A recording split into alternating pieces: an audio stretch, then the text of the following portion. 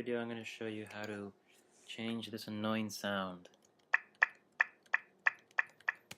Some of you find that annoying, but anyways, let's start. You go to System Preferences, Sound, click on Sound Effects tab at the top, then click Play Feedback when volume is changed. Uncheck it, and here it is. See? No more sound. So at least it's a useful tip.